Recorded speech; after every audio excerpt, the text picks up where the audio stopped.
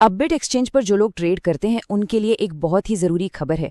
Exchange ने polygon network पर कुछ सर्विसेज को कुछ समय के लिए रोकने का एक अलर्ट जारी किया है और आज हम इसी पर विस्तार से बात करने वाले हैं। देखिए, ये अपडेट खास तौर पर उन लोगों के लिए जरूरी है जिनके पास POL और GMT टोकन्स हैं। अपबिट ने इन टोकन से जुड़ी कुछ सर्विसेज को तात्कालिक रोकने का ऐलान किया है, जिसका सीधा असर इनके लेन देन पर पड़ सकता है। तो चलिए इसे फटाफट समझ लेते हैं। एक्सचेंज है अपबिट, नेटवर्क है पॉलीगॉन और जिन एसेट्स पर असर पड़ रहा है वो है POL और GMT। और ये सब कब होगा? 9 दिसंबर 2023 से। तो आखिर हो क्या रहा है? साउथ कोरिया का जो सबसे बड़ा एक्सचेंज है अपबिट, उसने पॉलीगन नेटवर्क पर कुछ खास तरह के लेन देन को कुछ समय के लिए रोकने की घोषणा की है। ये एक जरूरी सुरक्षा उपाय है। तो कौन से एसेट्स हैं जिन पर असर पड़ेगा?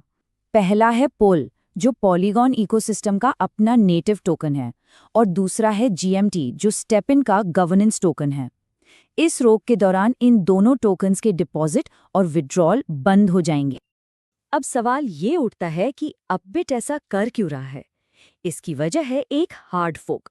अब ये शब्द सुनने में थोड़ा टेक्निकल लग सकता है, पर घबराइए नहीं, हम इसे एकदम आसान भाषा में समझेंगे। तो ये हार्ड फोर्क आखिर होता क्या है? सीधे सीधे कहें तो ये ब्लॉकचेन के नियमों में एक बहुत बड़ा अपग्रेड होता है। ये बदलाव इतना बड़ा होता है कि नेटवर्क का नया वाला वर्जन पुराने वाले से हमेशा के लिए अलग हो जाता है। इसको ऐसे समझिए, ब्लॉकचेन अपने पुराने नियमों यानी ओल्ड प्रोटोकॉल को छोड़कर एक नए और बेहतर प्रोटोकॉल पर चला जाता है। ये नया प्रोटोकॉल बेहतर परफॉर्मेंस और ज़्यादा सिक्योरिटी जैसे अपग्रेड लेकर आता है। हार्ड फोर्क के बाद पूरा का पूरा नेटवर्क इन्हीं नए नियमों पर काम करता है।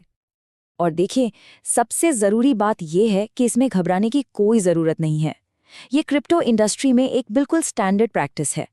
जब भी किसी ब्लॉकचेन में इतना बड़ा अपग्रेड होता है तो ज़्यादातर एक्सचेंज यूजर्स के फंड्स को सेफ रखने के लिए कुछ समय के लिए लेन देन रोक देते हैं। तो ठीक है, इसका ट्रेडर्स पर क्या असर होगा और अब उन्हें क्या करना चाहिए? चलिए इस पर बात करते हैं।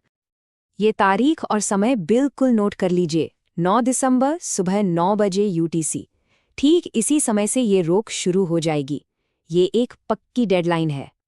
तो इस रोक के दौरान होगा क्या? POL और GMT, इन दोनों के लिए ही डिपॉजिट और विड्रॉल पूरी तरह से बंद रहेंगे।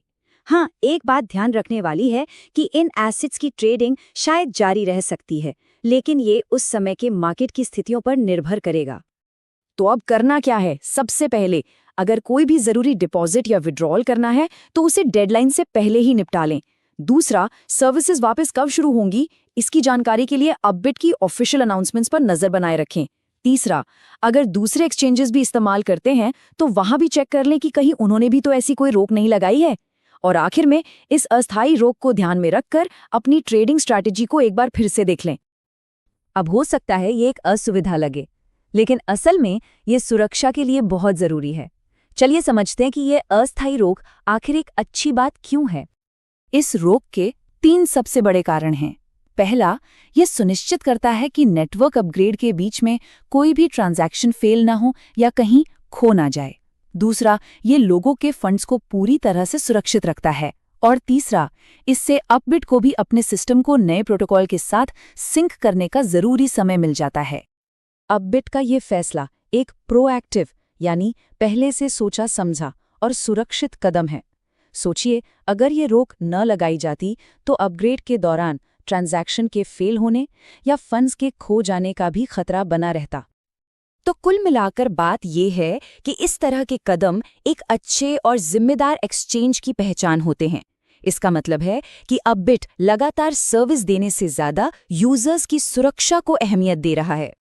तो अगर पूरी बात को एक लाइन में कहा जाए तो अपबिट की ये रोक ब्लॉकचेन अपग्रेड के दौरान एक स्टैंडर्ड सेफ्टी मेजर है। हाँ, ये कुछ समय के लिए POL और GMT के लेन देन को प्रभावित करेगा, लेकिन आखिर में ये पूरे क्रिप्टो इकोसिस्टम को ही मजबूत और सुरक्षित बनाता है। और हम आपको इसी सवाल के साथ छोड़ जाते हैं। क्रिप्टो की इस दुनिया में जहां टेक्नोलॉजी इतनी तेजी से बदल रही है, क्या लंबी अवधि की सुरक्षा के लिए ऐसी छोटी-मोटी असुविधाएं उठाना ही सही कीमत है? इस पर जरूर सोचिएगा।